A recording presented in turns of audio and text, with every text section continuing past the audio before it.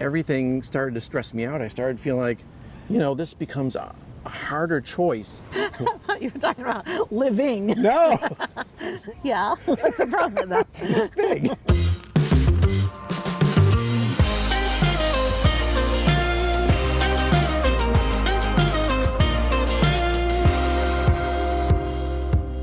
Welcome back to Finding Gina Marie. We are in Lafayette Park in beautiful San Francisco. Thought we'd give you a backdrop again to show off our city. If you're new here, we talk about our journey to relocate to Europe and the connections we are making along the way. I'm Judy. And I'm Kevin. This episode's a continuation of our previous episode, which we were at the beach talking about the three different ways we were going to get to Europe, which was a digital nomad or a Portuguese D7 visa or actually taking conventional jobs in Europe. And all these have pros and cons. All these have really interesting outcomes. And I was kind of going for the conventional or getting that D7 visa in Portugal and getting kind of a place to be. And then you started describing digital nomad to me more and more. And I'm going, well, maybe that is a viable option.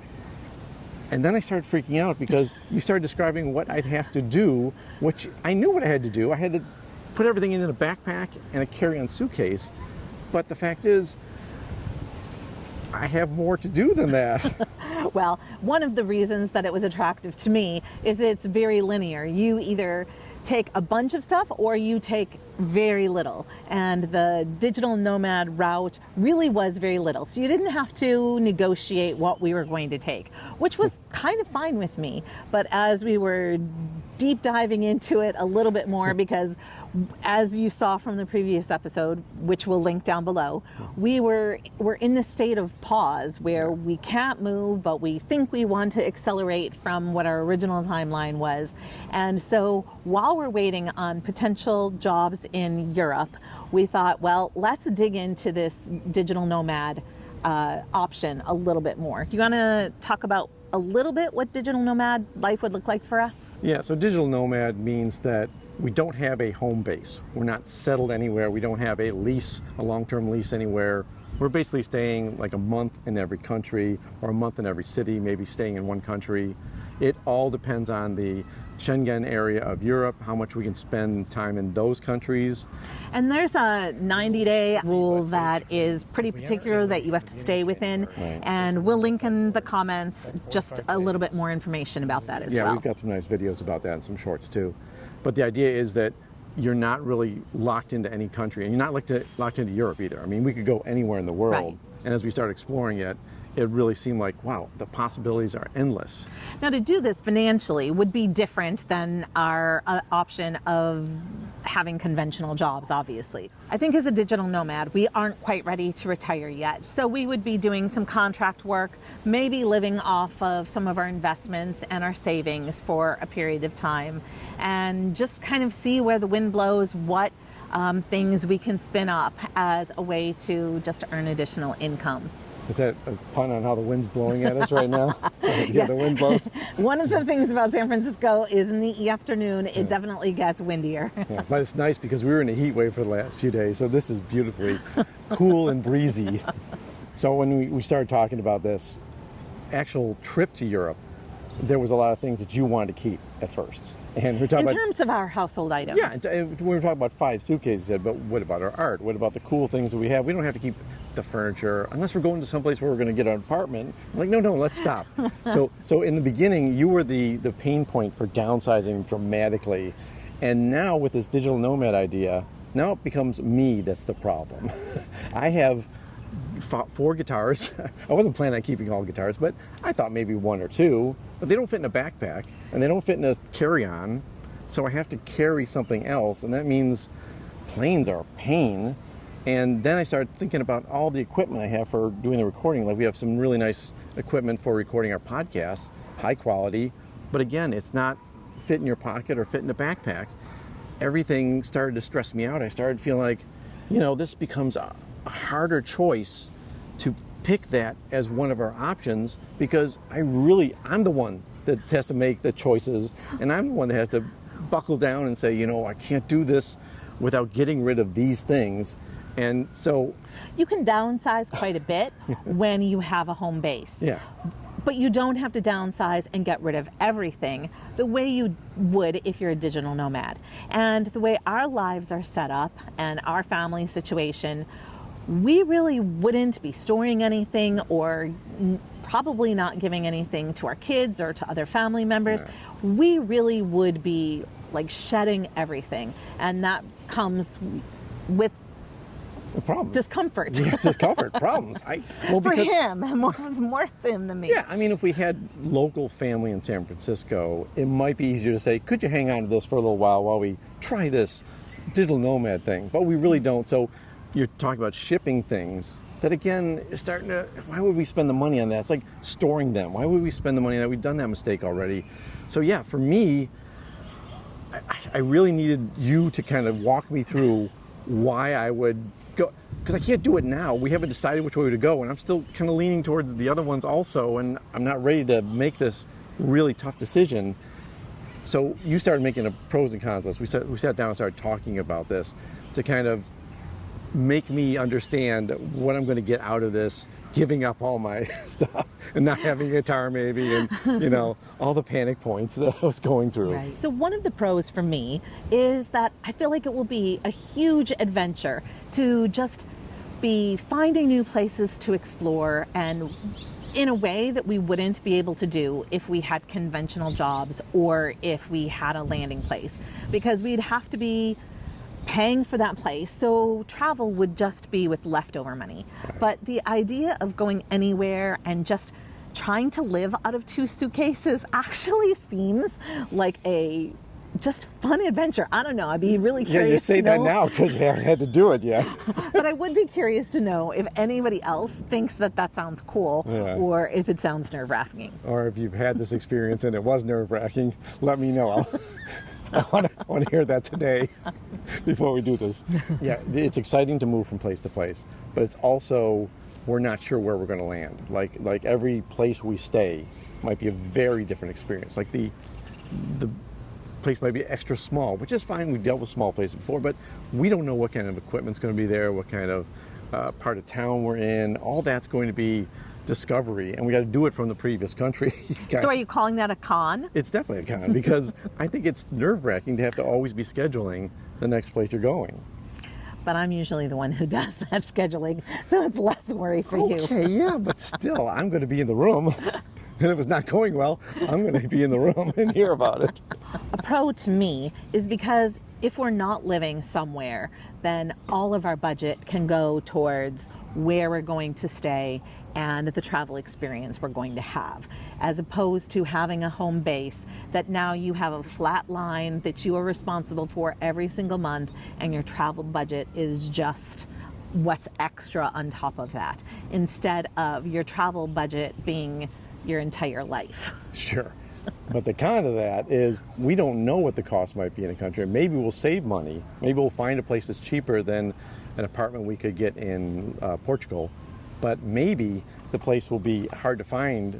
A spot that we need to stay in could be more expensive, could be the food could be more expensive. We don't know much about the place we've gone to, except for the YouTube channels we've watched and seen their experiences. So we're trying to learn from that, but everybody's experience is different, especially depending on the time of year that we're there.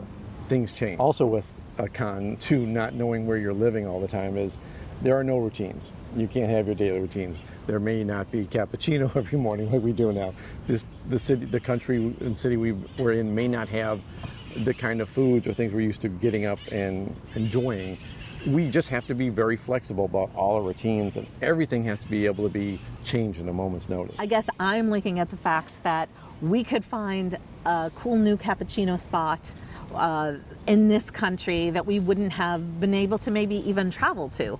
So, or okay, maybe this apartment or this Airbnb or hotel doesn't have a balcony, which is one of our things that we would love to have.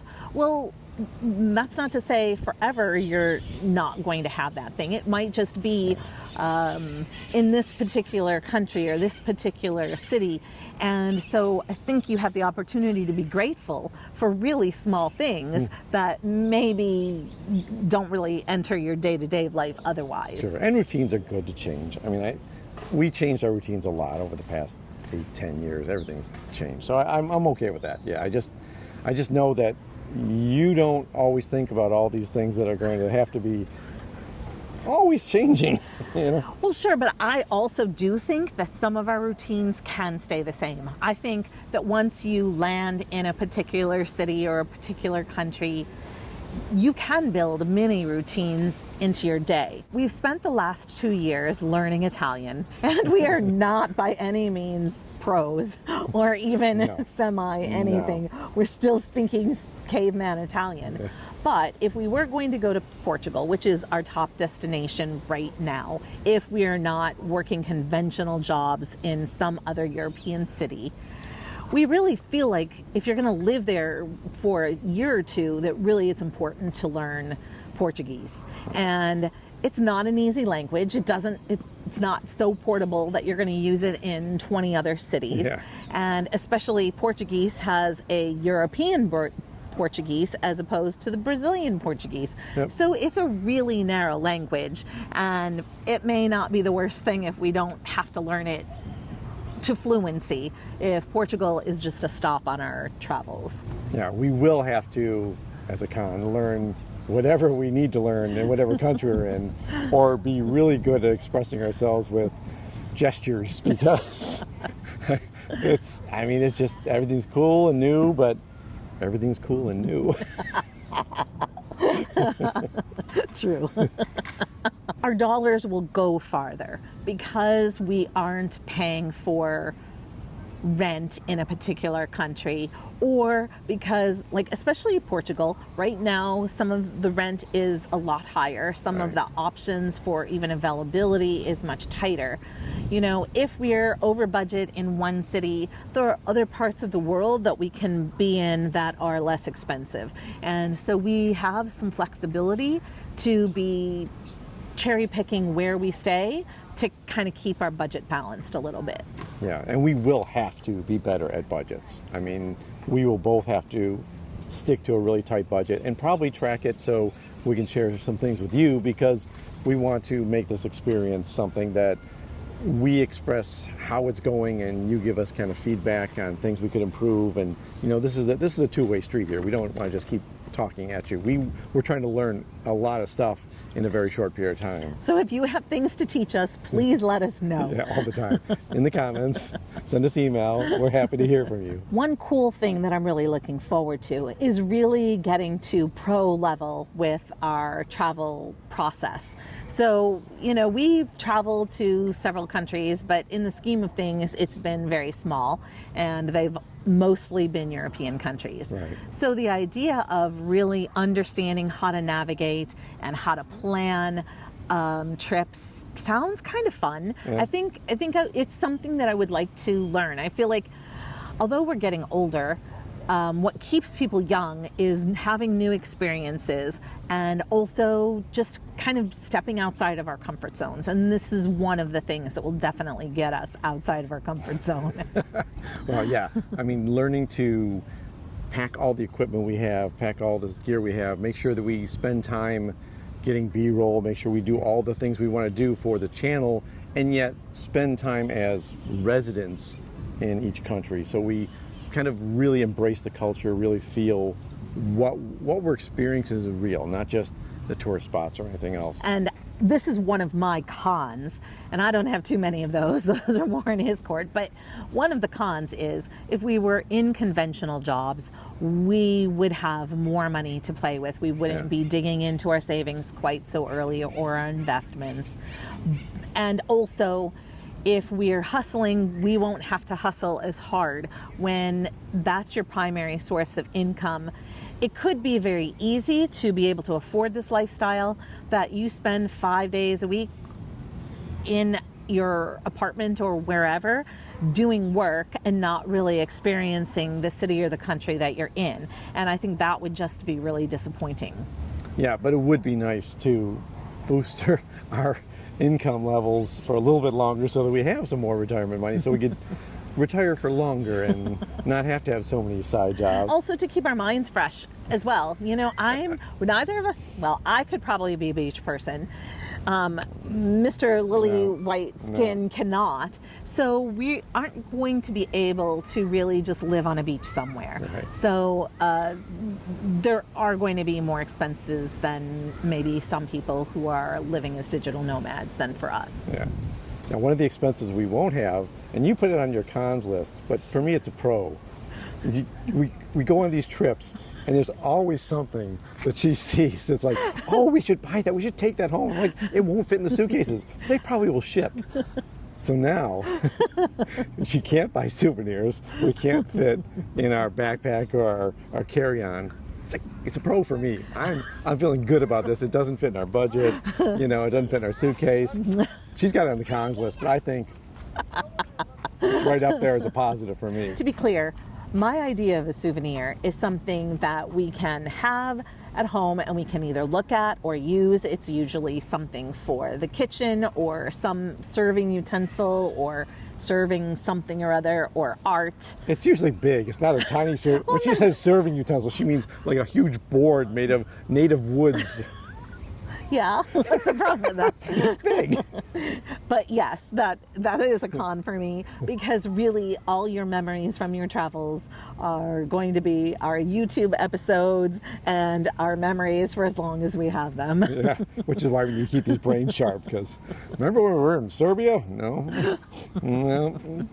And I don't know if this is a pro that goes on every list that we have or just this one, but I really am excited about the idea of meeting new people and like finding connections along our adventures. And so, I don't know, I think that sounds like an exciting part of really deep diving into travel. And I could appreciate that digital nomads are probably a breed unto themselves. And I think it would kind of be cool to be able to share experiences. And that's part of the purpose of our channel as well, is to share experiences with you. Any of the three paths we take, that is a critical part of it. We really want to deep dive into meeting people, enjoying the culture, enjoying the place we're living in for however long we're living in it.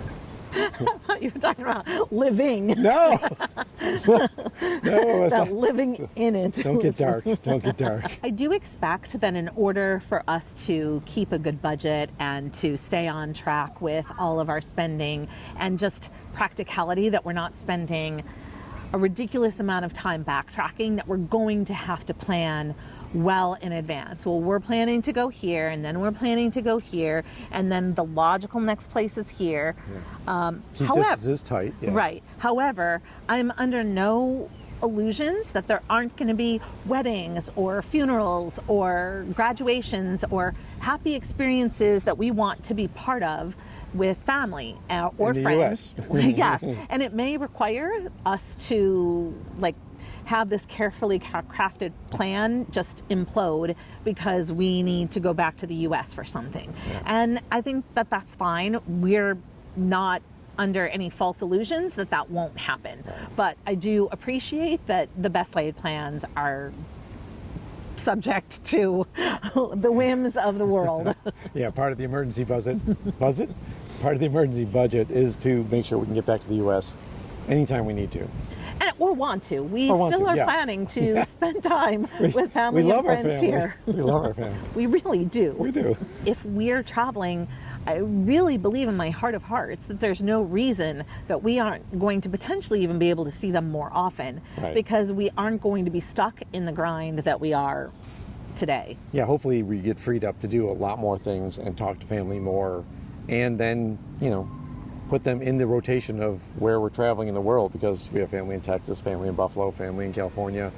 We want to make sure we get around to all those places. Right. And right now, I have a demanding job that doesn't allow for a lot of work-life balance. Yeah. So having a little bit more of that is definitely a priority. Yeah, U.S. companies do not give a lot of vacation days. So if you're not in the U.S. and you're not used to U.S. companies, it's not great for vacation.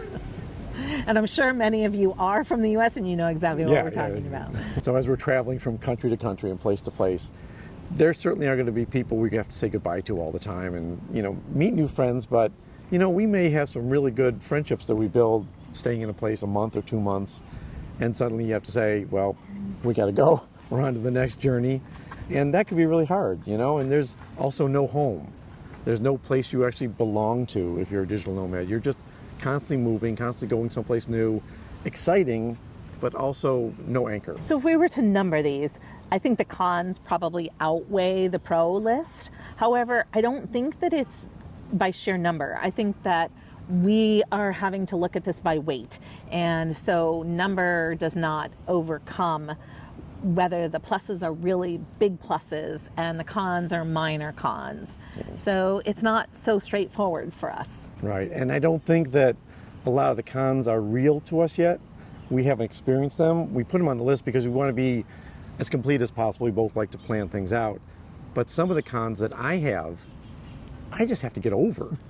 It's like, oh, I'm going to get rid of the guitars. I have to say goodbye to my guitars. I have to say goodbye to equipment that I planned out and procured perfectly so we could do this channel. It's like, that's my burden. Some of that con list is really just, once we get on the road, maybe it won't be so much of a con. Maybe it'll be, oh yeah, we thought that was going to be a problem, but look at all the stuff we've experienced. Look at all the people we've met. Look at all the cool things we've learned to do and eat and explore. I don't know. It could be an overall win, and this con list is just here because we're just worrying about change. Right. We've just been trying to keep an open mind, keep all of our options open, but not go into any one direction blindly that we haven't processed or thought through what it might actually be like. And since we're in this hiatus or pause period, it really made sense for us to explore this as thoroughly as we could. Yeah, because we still have to wait on quite a few things. You're still in your jury trial, 2.5 months, come on. And we still have family coming in this month. We still have a couple things happening in the air that are decisions we have to make. So we can't go now. We can't do anything right now. We can't even make a decision right now because it would make no sense to start doing something in one direction or getting rid of stuff or planning to keep stuff when we have to shift and go a different direction. So again, not a plot twist here, nothing we're setting up to, do something dramatic for the next episode. We don't know, and you're going to have to subscribe and follow us to make sure that you find out what happens, because we're going to be finding out when it happens. Yeah, we will let you know when we know. Yeah, that's right, exactly. And if you want to get hold of us, go to findinggina.com, and hit us up on email or hit us on Twitter. Until next time. Until next time.